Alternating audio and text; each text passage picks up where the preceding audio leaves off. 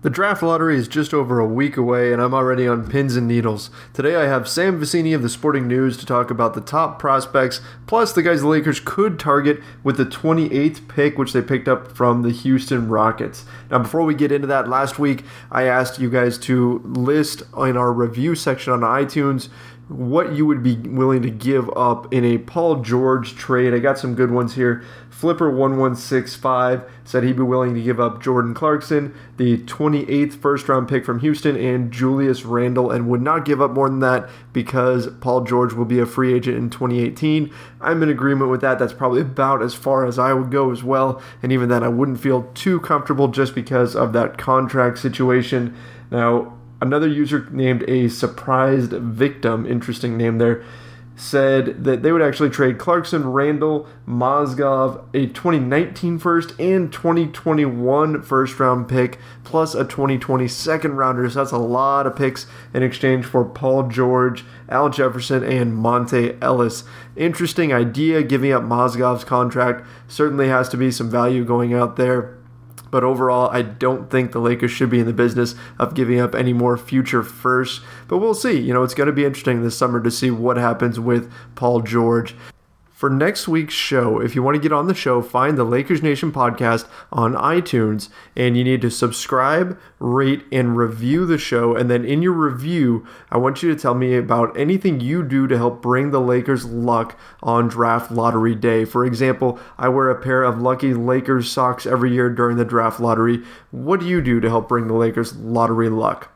Let's jump into things now with Sam Vecenie of the Sporting News. My name is Trevor Lane, and this is the Lakers Nation podcast.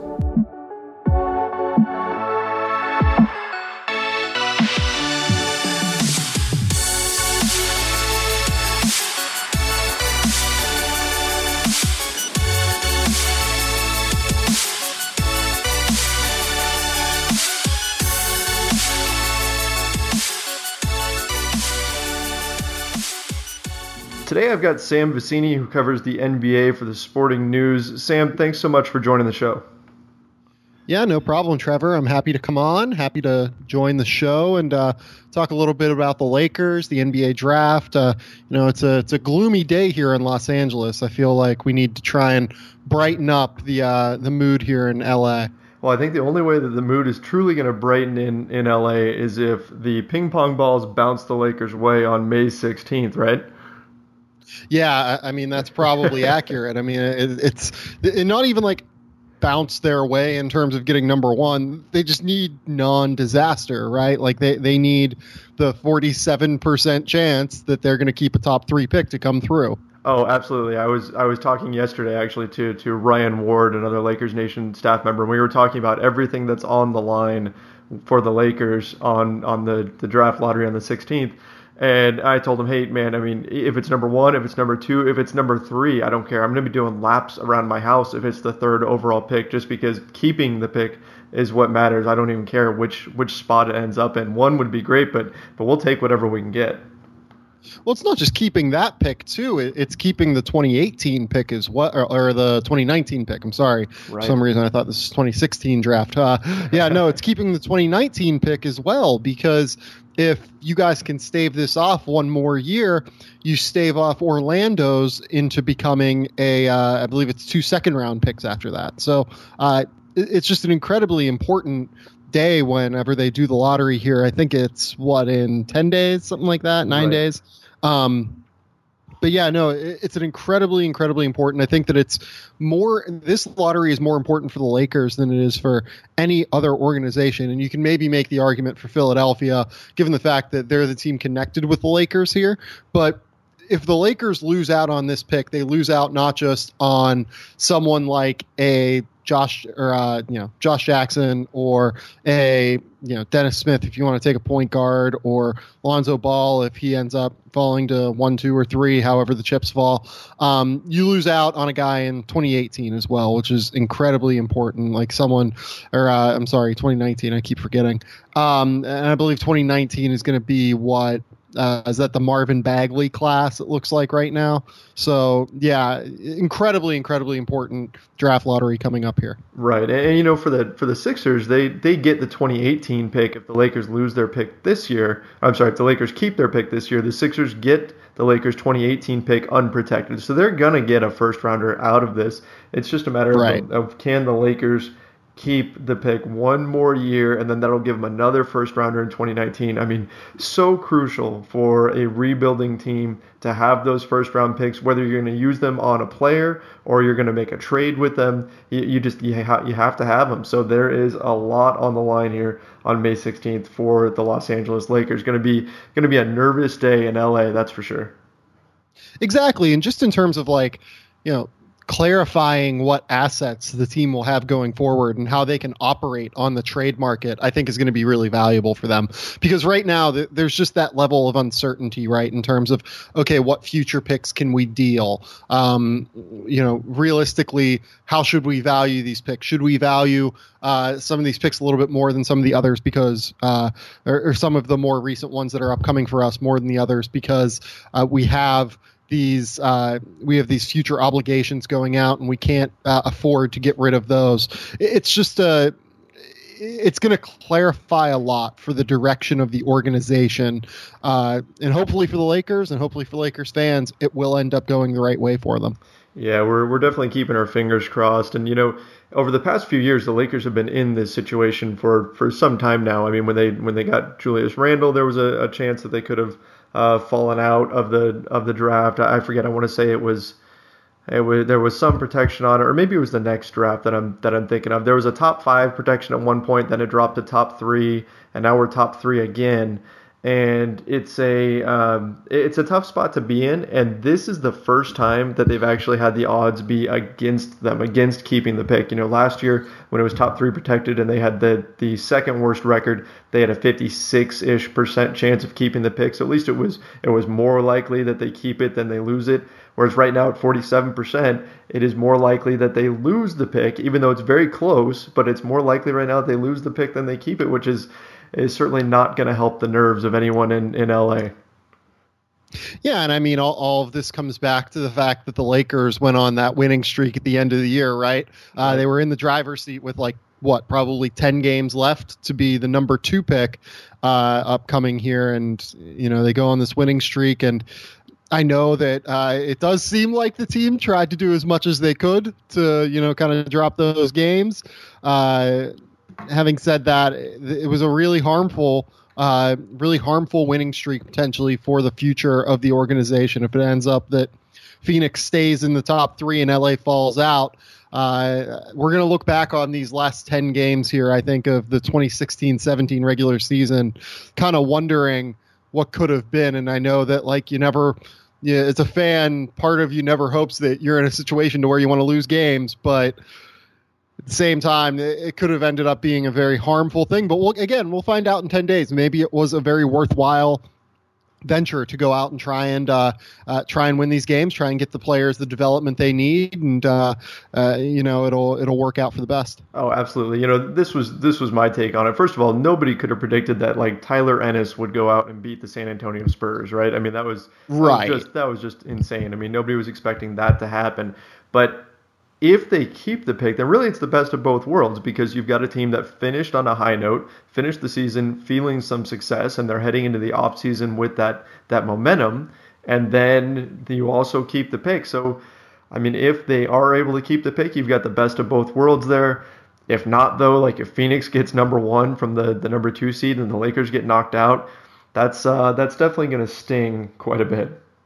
Yeah, for sure. I mean, it's a really tough needle to thread in a way, right? Because you're really hoping that it all works out. But I don't know. It's going to be really interesting to see how this falls on lottery day, because there are a lot of ways that the Lakers could look to build this roster too if they end up keeping this pick. Do they kind of decide to move out some future picks and make a splash on the trade market? Do they decide to keep this pick and select someone like a Lonzo Ball, like a Jason Tatum, a Josh Jackson, whoever you want to select upcoming? So there are a lot of options for the Lakers if they keep the pick.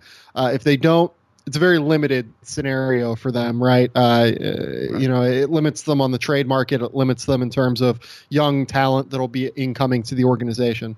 Well, I'm glad you brought up Lonzo Ball. I was talking last week with Kelvin Washington of ESPN LA of the Marcellus and Kelvin show, and he said that he feels like the Lakers are almost to a point where they kind of have to select Lonzo Ball if he's there. Like if they have the number one pick because Lonzo was at UCLA and they've made so much noise about wanting to be with the Lakers that the Lakers will feel like they almost have to select him. Otherwise they'll be upsetting a large portion of the fan base.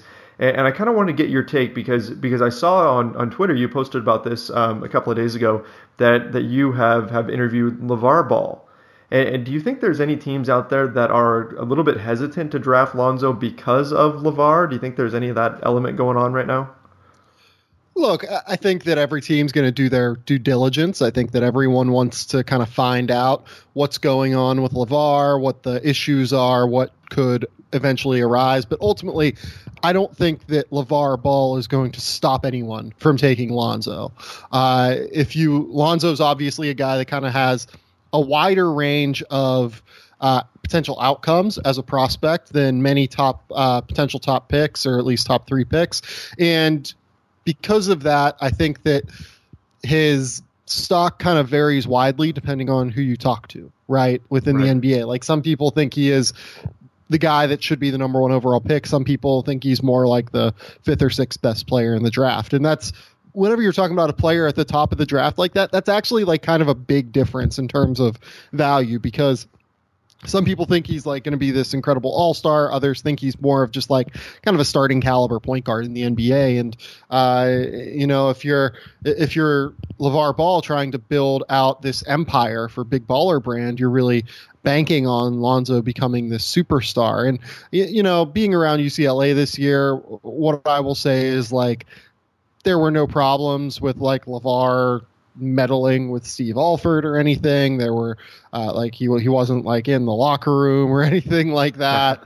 No, it's fine. It's the parents end up being so separated from like professional basketball players in general, just due to the travel constraints and due to the fact that LaVar will still have 2 high school kids that he has to take care of. Like to me, it's a non-issue. I think the teams will certainly do their due diligence, but getting back to the original point that you kind of mentioned with the Lakers feeling like they need to take Lonzo, that is probably the worst way to run an organization. If you think that if he's sitting there at number 1 and you have to take him because he's an LA kid and the fan base will be upset if we don't take the LA kid, that's a really bad way to run an organization. You should be selecting the player that you think is going to be the star. Now, if Magic Johnson thinks that Lonzo Ball is by far the best player in the draft, or even just the number 1 player on their board,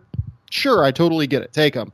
But they should not be basing their draft selection based upon who is from LA and who the fan base will get behind. They should be basing it on creating a winner, because they have enough like advantages in terms of their organization, in terms of their assets. They're going to become, I think, something of a free agent destination again at some point here in the future. They're obviously going to be a trade destination for a lot of players. Take the best player available. Take who you have at the top of your board. Don't worry about what the fans are going to think. Don't worry about what the outside opinion is going to be. Take the guy that is going to be the top player for your organization, and the fans will come along with it. Oh, I agree 100%. I'm even of the mindset that when you are going into a draft, I don't even worry about positions or anything like that. Even if you already have a decent player at a position, if you have a guy, let's say you're going to select a small forward and you already have a decent starting small forward, if you think the guy that's going to be the superstar out of the draft plays small forward, you take him. You take whoever is at the top of your list, even if your fan base wants somebody else, because guess what? Summer League is coming up just a few weeks after the draft. And as soon as the fan base gets to see that guy play, if he's as good as you say he is, they will get on board with that very, very quickly. So I think the fan backlash for taking somebody else like Markelle Fultz would be extremely limited. Now, I'm on Team Fultz. He's at the top of my draft board. I was curious, what does your draft board look like? Who do you have number 1? So yeah, I have Markelle Fultz number one by what I would say. It's not a wide margin, but it's a comfortable margin, I guess. Yes. I would be pretty surprised if he ends up falling to number 2 on my board for any sort of reasoning. The reason that he is number 1 is there is just no hole in his game right now offensively. I will be shocked if he's not at some point a top 10 player offensively in the NBA. You look at all of the different skill sets that he brings to the table. So he's a tremendous pick and roll guard. He can score at all three levels, kind of getting around the screen and getting into the paint. He has a really nice floater game. He has a pull-up mid-range shot. He has terrific body control and, can aerobically kind of contort his body to, finish around the rim in very unique ways. He has terrific hang time on his leaping ability. He is more of a long jumper than a high jumper maybe, but he can get up and throw down in the paint if you really ask him to. And part of the reasons that he can do that is because he's 6'4" with a 6'10" wingspan, a little bit longer than Lonzo Ball actually. Yeah. Right. A little bit. Which I think is really going to help him going forward in terms of his finishing around the rim. And he can shoot the ball. I know that some people are a little bit worried about his, free throw percentage for whatever reason, and I think he certainly needs to improve in that way. But he's going to be fine. He's really good.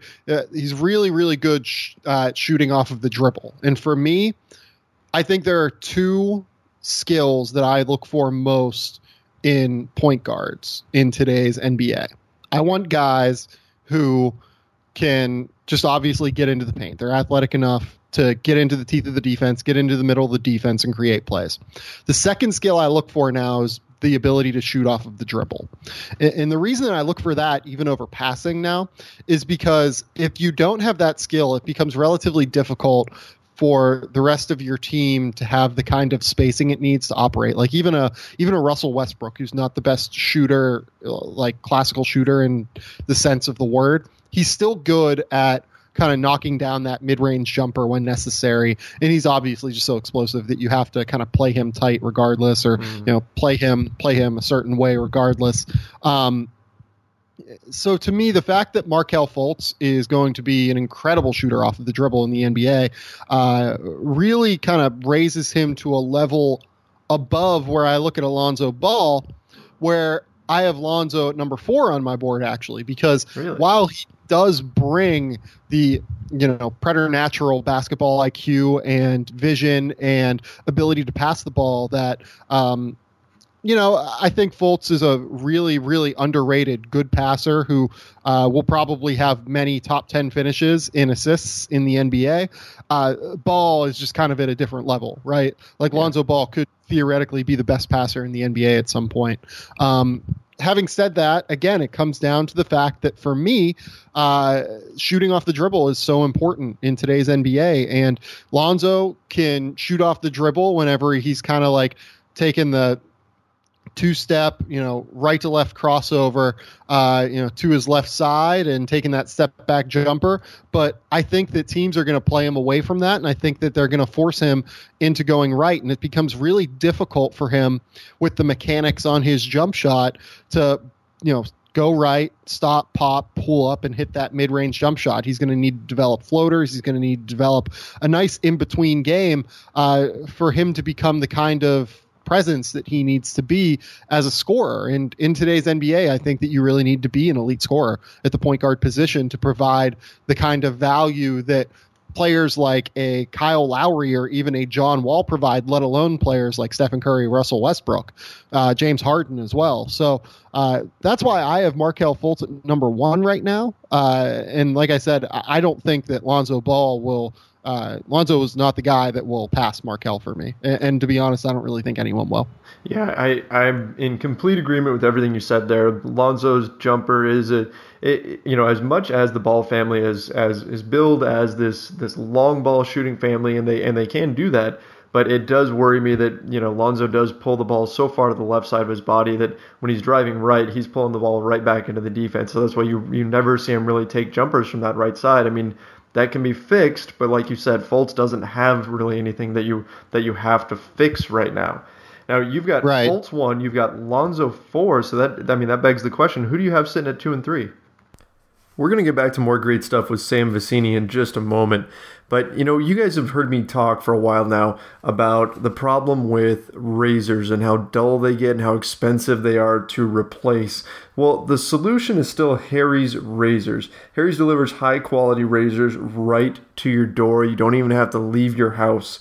The handle grips perfectly, and they have 5 German-engineered blades, which provides a precise shave. In fact, the quality is so much better than what you can get at the store. It's really not even close.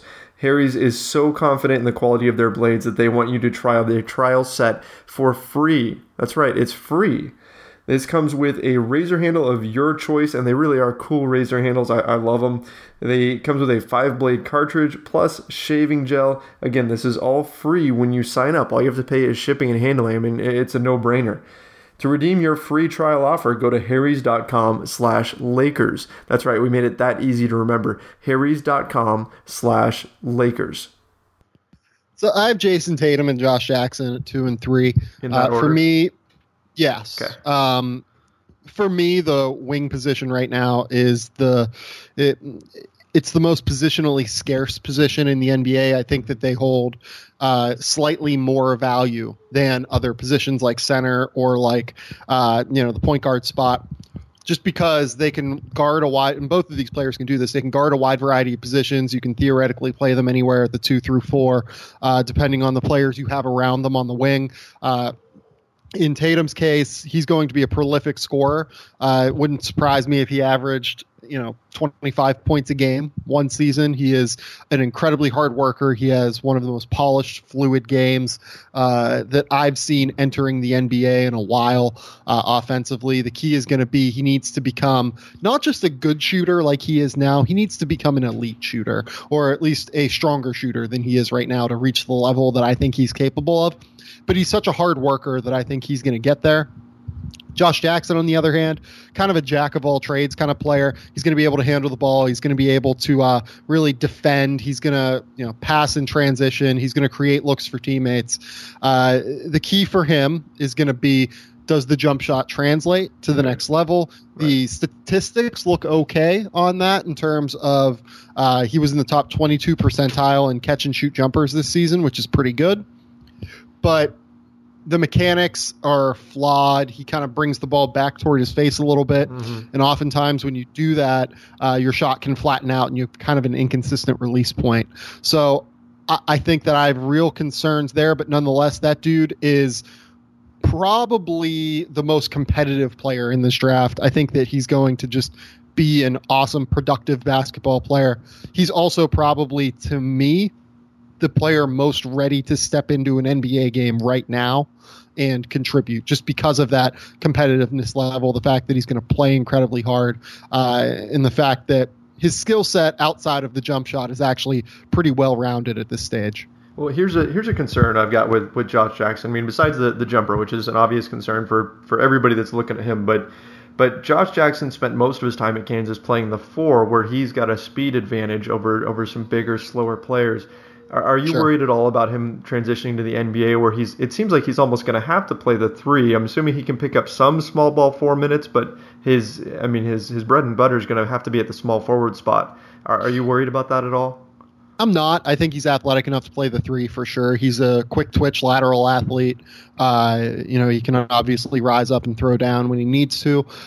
He's played the 4 because he had a very significant advantage there, and because the Kansas roster kind of required him to. They only really had like one competent big man this year in Landon Lucas. So I'm not real worried about that. I think that I understand the concern why that would be, but it's just the way the college game is going. You want to play your best athletes oftentimes at the 4 position, just because of the marginal advantage they can gain by playing that against teams that end up being more traditionally aligned. The other concern with Josh Jackson, and I mention this every time that I bring him up because I think that it just has to be brought up. He had 2 incidents off the floor this year. One of them was was he ended up like kicking a girl on the basketball team's car there and caused some significant property damage, like over $1,000. And then he also had a hit and run incident as well. Teams are going to have to do their homework on him. They're going to have to, interview him, make sure that he's not going to be a problem off the floor. From everything I've been told, he's generally not a bad kid. And, some of these situations just kind of arose, and you hope they don't again. And you just have to get comfortable with them as an NBA team. But those are two things that teams are really going to have to, ask and pry into before they really nail down where they have Josh Jackson on their board. Right. That's especially true if you're looking at a team like the Lakers, because we know Los Angeles has tons and tons of distractions, as Matt Barnes of the Golden State Warriors recently reminded us. It's a lot different being in LA than being in Salt Lake City, Utah, right? Yes. As someone who's been to Salt Lake City, Utah, the bars close at like 10 or 11 there, it feels like. And that's I'm not about that life. Well, hey, we're talking about all these players that are at the top here, and the Lakers may not have that pick. They may not be able to get one of these guys, but we know that one pick that they will definitely have is the 28th pick in the draft, which they got from the Houston Rockets in that trade for Lou Williams. So looking at the 28th pick, because we know for sure they'll have that one unless they ship it out in a trade. Are there any players that really stand out to you that'll be there, you think, around that part of the draft that the Lakers should target? At this point in the process, it's obviously really difficult to kind of figure out who's going to be where and, how the board is going to fall as it does. Obviously, big men, in today's NBA tend to fall a little bit, I think, come draft day. Just looking at the Lakers roster, they could really use depth everywhere, right? Yes, like you're probably taking best player available. Like even if you believe that, Ivica Zubac and Julius Randle or your center combination of the future for 48 minutes a game, you still wouldn't mind necessarily getting a center, right? And the fact that you have Luol Deng signed for 3 more years, and you have Brandon Ingram, and you're obviously going to play Julius a little bit at the 4, and you have Larry Nance, you're still not going to be out of the market for a forward either if that gets taken, just because again depth is paramount in today's NBA. So I look at a few guys here. I would be going best player available if I was them, but I think Jawan Evans would be a really interesting fit as a backup point guard that could really kind of help to stem the tide whenever D'Angelo Russell, Jordan Clarkson, guys like that are on the bench, or he could actually be a really nice fit next to Jordan Clarkson, I think, as someone who can get the team in and out of the offense and just kind of allow Clarkson to do his thing scoring the basketball and not have to worry about much else. I look at a few other guys like a Monte Morris, even like a Frank Mason there that would be good at the point guard position. Josh Hart would be another nice fit as a wing player, like a true wing. Maybe that's their do you think like maybe true wing is their most significant need, like a 2-3 combo player who can guard a bunch of positions, I would say. So I would say a 2-3 more than a 3-4. That's for sure. Yeah, so Josh Hart would be a really nice fit there for me. If Hamidou Diallo was to fall to that range, I would 100% take the flyer and not even think twice. Donovan Mitchell might be an interesting fit there if he ends up falling all the way down to that level. And then again, like best player available, it's going to depend on who ends up coming out. You could end up with like an Ike Onigbogu coming out, and he could be kind of a defensive presence for the Randall Zubac combination. Sindarius Thornwell's another wing name. So there are going to be a lot of names there that could really help out. It's just going to depend on, how the rest of the NBA draft process goes, who they decide that they really want to, sink their teeth into and try to develop their game, because this is an organization that also has had a lot of luck in the D League. They do a really good job of developing talent and mining talent out of the defenders. So if you want to take a flyer on a guy that you're going to stick in the D League for a few years, or at least 1 or 2 years, and maybe think by year 3 he's going to become a valuable contributor, I think that makes sense. If you're looking for an immediate contributor, there are going to be guys there that can do that too. Now, what's one guy that I'm seeing dropping on draft boards to right around where the Lakers pick, which is pretty surprising, is Harry Giles out of Duke, which is a little shocking because a year ago we would have been talking about him as the potential number 1 overall pick. What's your take on that guy? So yeah, Harry Giles is kind of a tough guy to figure out, right? Like if you could, if you were to tell me he would go anywhere at this specific date and time, you could tell me he could go anywhere from like number 11 to number 45, and I would probably believe you, because we just don't know what the medical reports are going to look like. I mean, This is a guy that's had 2 knee surgeries in high school, had another one on his way into Duke. Obviously was not what we expected of him at Duke this year. He is an incredibly talented player. Anyone who saw him like I did on the high school circuit, we thought this guy was, at the very least, a potential number 1 overall pick. I personally thought when I saw him, he was the best player I had seen on that level since since like Anthony Davis.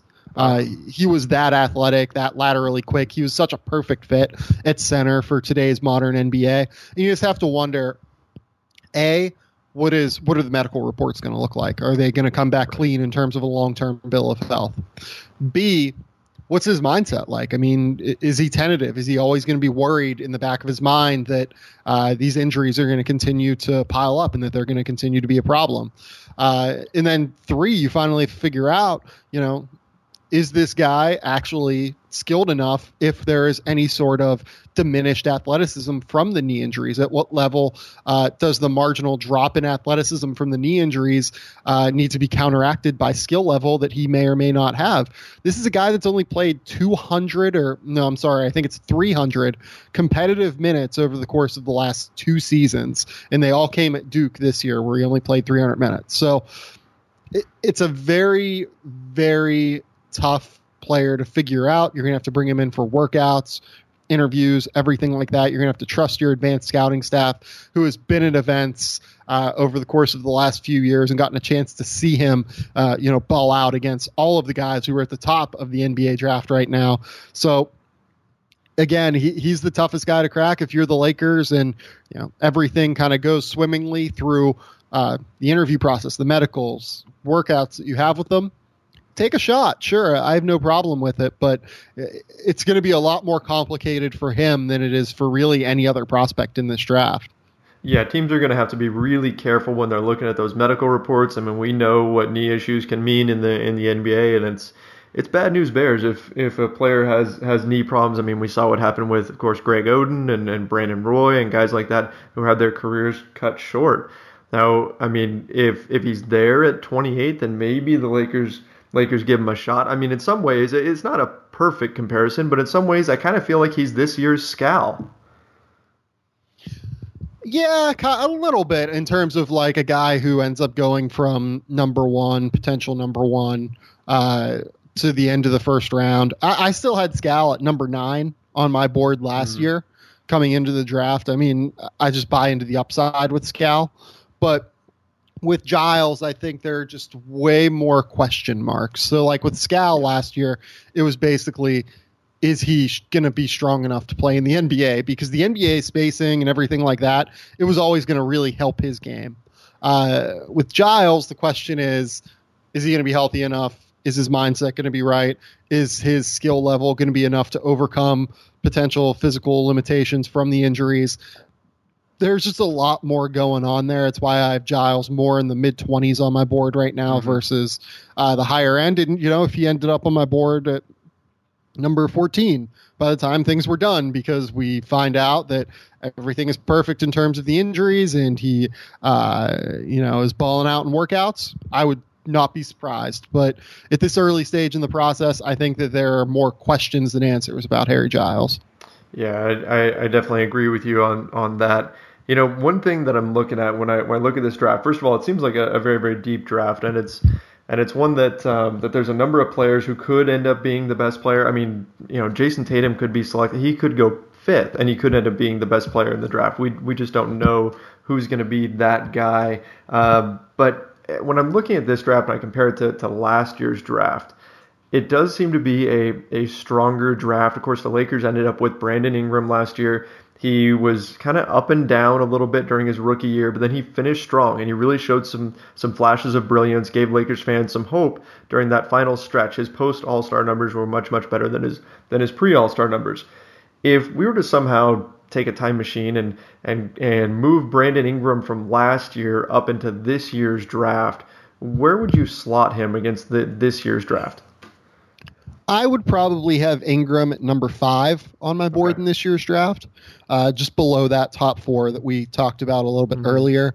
And that's not a slight to Brandon Ingram. I've always believed that Ingram was going to be more of a just kind of an elite level role player.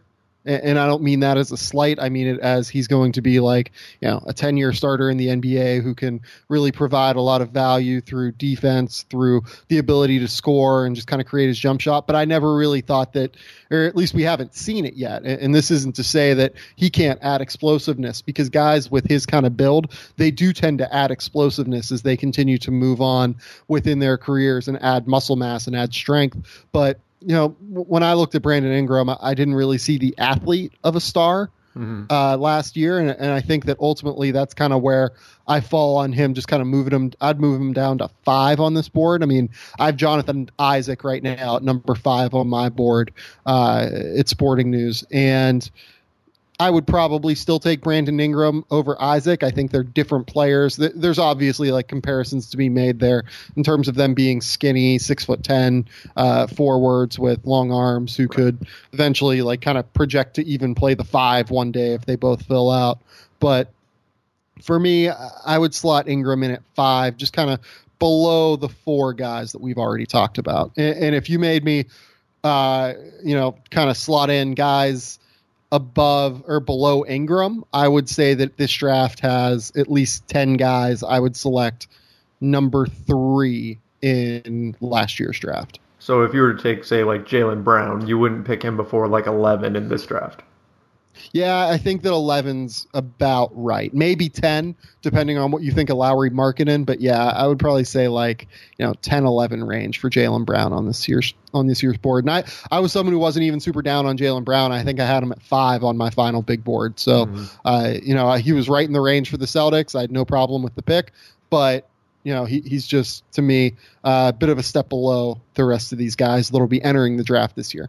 So see, with how good of a draft this is, I mean, it's going to add to the pressure of draft lottery day on the 16th now, because not only are 2 picks at stake here for the Lakers, but these are some really good players. I mean, if you're going to compare Brandon Ingram, who fans are really excited about, I mean, he had a huge dunk towards the end of the year where he did show some athleticism, which got people really fired up. But if Ingram's only 5 on here and Jaylen Brown, who had a pretty good season for Boston, is only 11, I mean, that shows how talented this draft really is.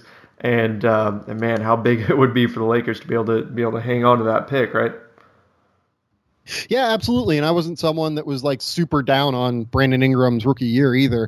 If you know anything about his development through high school and through college, it's always taken him some time to develop and kind of get to and kind of figure out the next level that he's been on, right? So like it took him, like a couple years to adjust to the high school game and then really blossom into like a top 5 prospect in that class. Took him, all the way until like January of his freshman season at Duke to really figure it out and become the elite level scorer that he became for the Blue Devils. And then this year, it seemed to take him a little bit longer. It seemed to take him, which isn't a surprise given the jump in competition level, but right. It took him a little bit of time to really adjust to the game, and that's not a surprise given the fact that he is like 6'9", 195 pounds. It's a tough game at the next level if you're not strong enough to play it yet. So he's going to be fine. I am not worried at all about his game. Like I know that some people have concerns going forward about, what his upside is. I'm not worried about that at all. I think that he's going to still be a really, really good NBA player. It's just going to take some time. Well, now one of the things that that has popped up in the NBA, I agree with Ingram. I think he's going to be very very good eventually. I do question whether or not he's a superstar player, like you were saying. I don't know that he'll get Right. quite there, but maybe he'll make an All-Star team at some point. And it's hard to project. Everything we've heard is that he's a great worker and that he puts in all the Hmm. work necessary to eventually hit his peak. So a lot of good things about him there. But when we're looking at the previous draft, I mean, Ingram was clearly the number 2 pick. The previous draft, it really wasn't clear who the Lakers were going to pick with that second overall selection. They ended up taking D'Angelo Russell. And in hindsight, it's looking more and more like they should have. I mean, I don't think it's even an argument at this point. They probably should have taken Kristaps Porzingis. And I'm a fan of Russell. I like Russell. I like what he's done. But Porzingis has been absolutely phenomenal. And now we've got these kind of weird rumors going on with the Knicks that have been kind of surprising. I mean, Porzingis skipped his exit interview.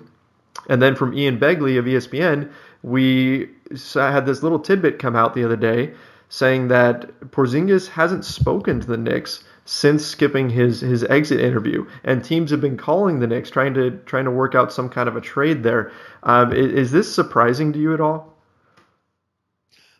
No. I mean, he's a stud. Like, why wouldn't teams be calling about Kristaps Porzingis if they know that he's a little bit upset with the direction of the Knicks organization? And I think he should be, given the fact that, good Lord, Phil Jackson is not not doing the best job up there, in my opinion. He's really struggling to build the competent franchise that I think drafting a guy like a Kristaps Porzingis allows you to do, right? Like they instead of the Lakers, who kind of, and I know that they went out and signed Tim Mozgov and Luol Deng last year, but they didn't do that with like the express intention of competing this year, right? They did it more for like the quote unquote veteran leadership that comes from those moves. Yes. Phil Jackson makes his moves for Joakim Noah and Courtney Lee and the other guys that they signed this year with the express intention of competing and trying to go out and trade for Derrick Rose.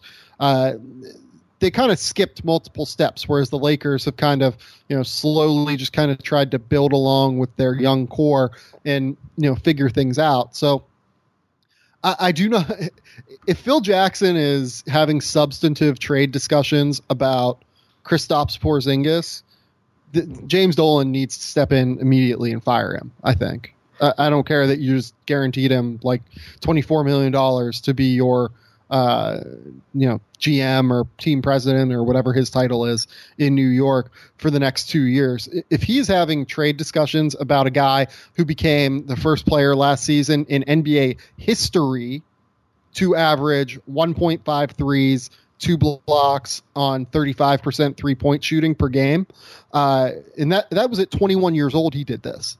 Like, right. If you're considering like trading that guy who is perfect for the modern NBA, you need to not be in, NBA personnel discussions anymore, because that's the guy that you build your organization around. You don't figure out ways to trade him and set your organization back for multiple years. Like, I had Celtics fans last night, like saying like, yeah, like I wouldn't trade the number 1 overall pick for him. And I'm just like, wow, are you crazy? I mean, this guy is already an established, he's not like an all-star yet, but if he made the all-star team next year, I wouldn't be surprised. No, not at all. Markelle Fultz is, I think Fultz certainly has an argument to be considered in the same tier as Porzingis, but it's such a risk, and he's 3 years younger right now.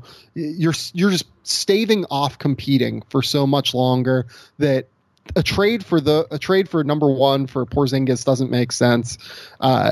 Crazy to me that the Knicks would even consider this. And if Phil Jackson is considering it, he needs to, be let go. And if the Knicks are ultimately, what I think happened though is I think that opposing teams kind of leaked this, right? Like, right. Oh yeah, we were calling on Porzingis, There's not even like really a discussion of whether or not the Knicks listened either. Yeah, so, that wasn't even added in there. But I mean, to me, the part that really gets me is like if you're Phil Jackson and you've been struggling with the Knicks, you've made some bad moves here. I mean, the whole Joakim Noah thing has been a disaster, and Porzingis is your one saving grace. He's the one thing that you did that is really paying off, and it looks like you've landed a superstar for the future.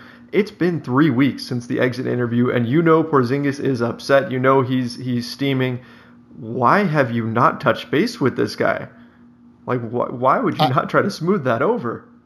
I mean, I would have literally flown to Latvia if I was in his position and tried to smooth things over and made sure that he knows that he is the direction of the organization going forward. But that's very clearly not how Phil Jackson operates. And I think that is a significant problem with the way that, players operate nowadays. We can just admit that, it's not better, it's not worse, but player personalities are very different now than in the 1990s and early 2000s than when Phil Jackson was as hyper successful as he was. And you have to adjust or you have to move out. And I think the fact that Phil Jackson seems to have not adjusted well to the way that player personalities work nowadays in the social media age where everything is so public. I think that shows a significant flaw in the way the Knicks are kind of organizing their front office.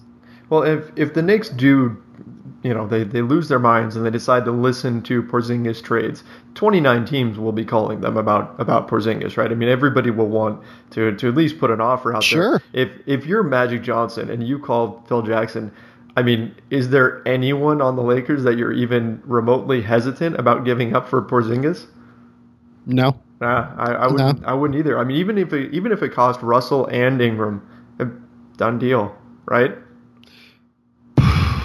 I mean, it would tough depend to lose on number 2 picks, but it would depend on the lottery this year, I think. Yes. For that, because if I was giving up both of them, I would need to know that I'm going to have like the ability to create an influx of talent in some way, either by drafting a guy that fits Porzingis' timeline age-wise, or by using the selection to trade for a guy like Paul George or something. Right. Because if you trade 2 for 1, the Lakers are far enough away still that you can make the argument that even though Porzingis is a better asset than both of those 2 players, you're still kind of creating a vacuum of talent around him.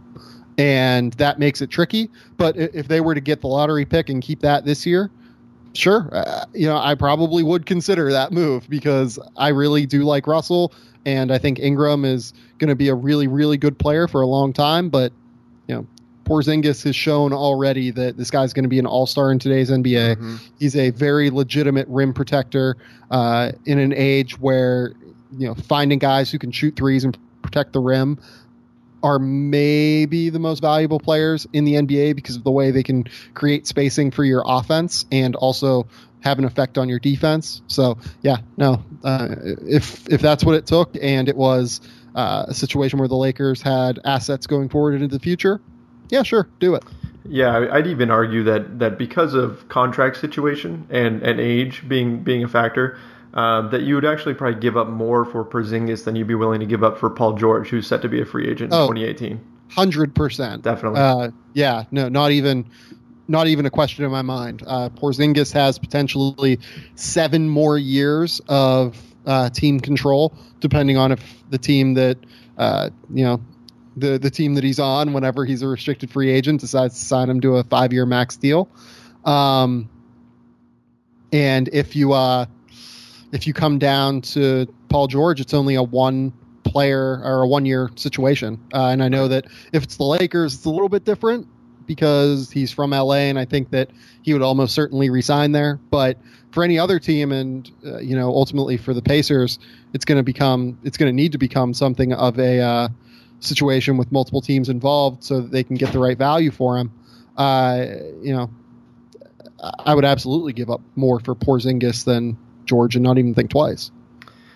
Yeah, it'll be interesting to see how this whole situation unfolds with the Knicks and Porzingis over the summer. My best guess is it probably ends up getting smoothed over at some point, just as the summer rolls on and everything. And Porzingis will still be a Knick. at the start of next season. But still interesting, something to watch. It's part of the reason why the NBA really is kind of a year-round league. I mean, even when teams are out of the playoffs, there's still plenty of rumors going around, plenty of things to talk about, especially when it comes to the Los Angeles Lakers.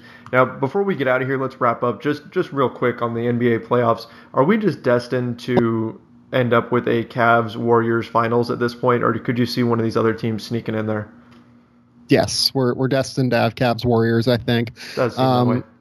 Even in the middle of February or March, whenever people were super worried about the Cavs, I was just sitting there like, are we seriously having this conversation right now? Right. Like, do we really think LeBron is just not going to go wild in the playoffs and, all of these vets aren't going to figure out a way to play around him? Because not only does this team have LeBron, but they have a lot of guys that have a ton of playoff experience that can, even when KYRIE and Kevin Love don't play well, you're bringing off, Kyle Korver and Iman Shumpert and Channing Frye and all these guys like essentially off the bench. And there might not be a deeper team in the NBA right now. And I think that's a credit to, and I'm going to go on a soapbox real quick here. It's a credit to David Griffin and the fact that the Cavaliers still have not locked that guy up as their general manager of the future and their team president of the future.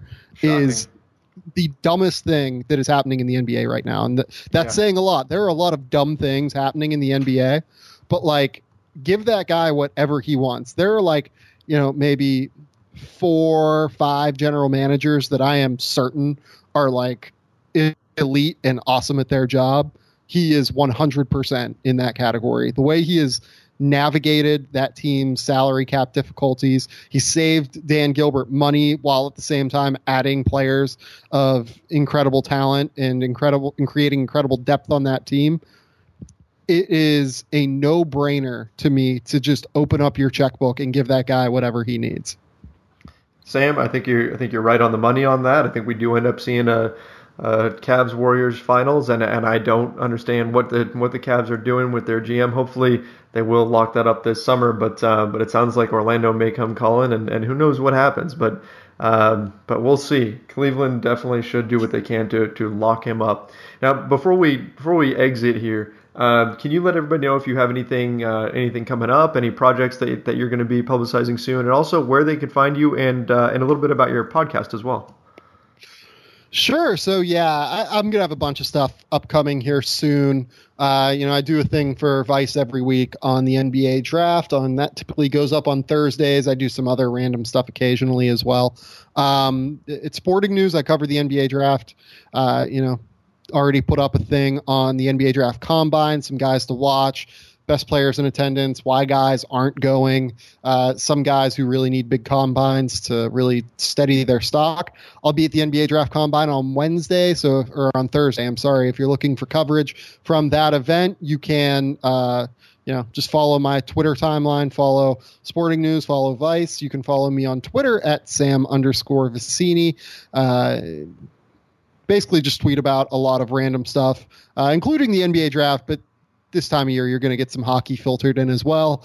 And then my podcast, I go 3 times a week. It's called the Game Theory Podcast.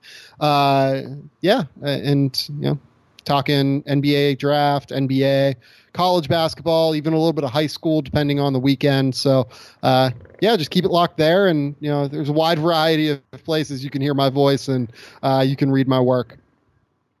All right. Well, hey, thanks a lot. I definitely appreciate you taking the time to come on the show here.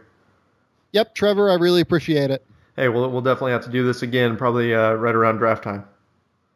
Yeah, I'm happy to help you guys out for sure. Thanks a lot, man.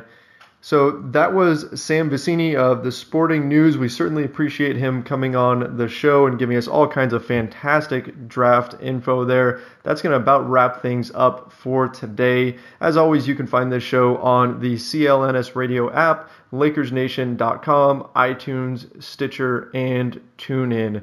My name is Trevor Lane, and this has been the Lakers Nation Podcast.